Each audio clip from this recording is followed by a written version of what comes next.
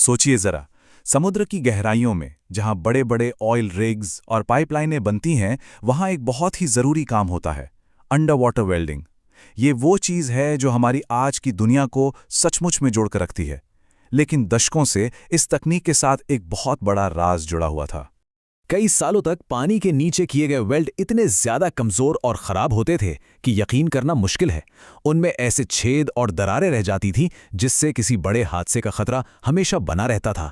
पर सवाल यह था कि आखिर ऐसा होता क्यों था। ये एक ऐसी पहेली थी जिसे कोई सुलझा नहीं पा रहा था। अब देखिए, इस पहेली को सुलझाना मुश्किल इसीलिए था क्योंकि वेल्डिंग की प्रोसेस को देखना ही लगभग नामुमकिन है। आप सोचिए, ये कुछ ऐसा था जैसे आग, तेज रोशनी और पिघले हुए मेटल के पर्दे के पार झांकने की कोशिश करना। और किसी भी प्रॉब्लम को सॉल्व करने के लिए उसे पहले देखना तो पड़ेगा, है ना। और यहीं पर रिसर्चर्स ने कुछ कमाल का काम किया। उन्होंने एक ऐसा high speed x-ray camera system बना डाला जो ना सिर्फ स्टील बल्कि पानी के भी आर पार देख सकता था। मतलब वो सीधे पिघले हुए धातु के अंदर क्या हो रहा है उसे फिल्म कर सकते थे। पहली बार इस छुपी हुई दुनिया को देखने का एक रास्ता मिला था। तो चलिए अब देखते हैं कि इस नई एक्सरे नजर से आखिर दिखा क्या। वैज्ञानिकों ने पहली बार जमीन पर होने वाले एक नॉर्मल वेल्ड की तुलना पानी के नीचे होने वाले वेल्ड से की। और जो दिखा उसमें जमीन आसमान का फर्क था। जमीन पर पिघले हुए धातु का जो पूल है वो देखिए कितना शांत और स्थिर है, और वहीं दूसरी तरफ पानी के नीचे वाला पूल एक उबलता हुआ बुलबुलों से भरा बवंडर है। ये देखते ही साफ हो गया कि यहाँ कुछ बहुत ही ज्यादा गड़बड़ हो रही है। एक्सरे ने कुछ बड़े अंतरों को सामने रखा। एक तो ये कि पानी की वजह से तेजी से ठंडा होने के कारण अंडर वाटर वेल्ड छोटा और गहरा था।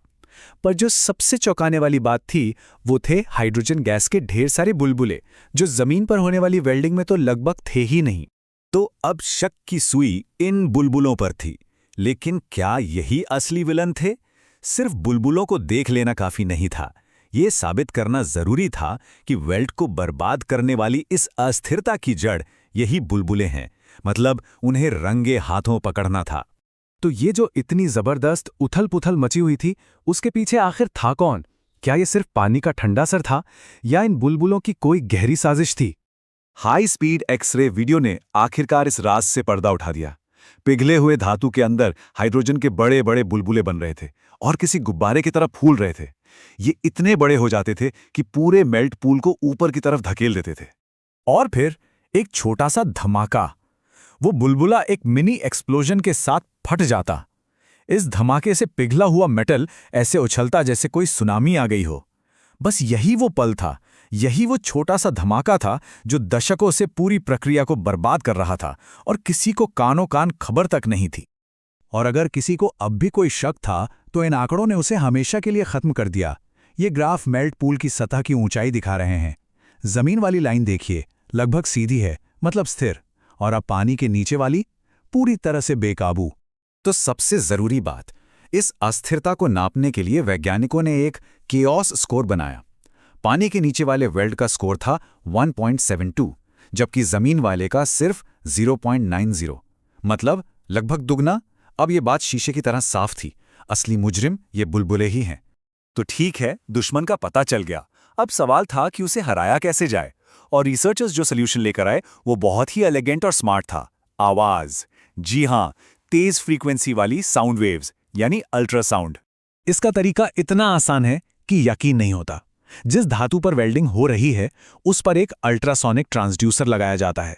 यह मेटल में बहुत तेज वाइब्रेशन पैदा करता है, और यह वाइब्रेशन उन बड़े खतरनाक बुलबुलों को बनने से पहले ही छोटे छोटे हार्मलेस बुलबुलों में तोड़ देते हैं। और नतीजा ये देखिए, यकीन होता है अल्ट्रासाउंड की मदद से पानी के नीचे का मेल्ट पूल भी उतना ही शांत और स्थिर दिख रहा है जितना जमीन पर होता है। उस पूरी उथल पुथल को काबू में कर लिया गया। और आंकड़े तो और भी हैरान करने वाले हैं। अल्ट्रासाउंड की मदद से केओस स्कोर 1.72 से गिरकर सिर्फ 0.50 पर आ गया, मतलब जमीन पर होने वाली वेल्डिंग से भी ज्यादा स्टेबल। ये तो एक जबरदस्त जीत थी। और आखिर में ये एक तस्वीर जो पूरी कहानी कह देती है। एक तरफ है वो कमजोर छेदों से भरा हुआ पुराना वेल्ड, और दूसरी तरफ अल्ट्रासाउंड की मदद से बनाया गया एक मजबूत, ठोस और परफेक्ट वेल्ड। समस्या को देख पाने की काबिलियत ने ही उसे हल करना मुमकिन बना दिया। ये पूरी खोज एक बहुत बड़ा सवाल खड़ा करती है। अगर हम उन चीज़ों को देखने की नई तकनीकें खोज लें जो अदृश्य हैं, तो हम और कौन सी नामुमकिन लगने वाली समस्याओं को सुलझा सकते हैं। क्या पता हमारी सबसे बड़ी मुश्किलों का हल भी हमारी आंखों के सामने ही हो, बस हमें उसे देखने का एक नया नज़रिया चाहिए।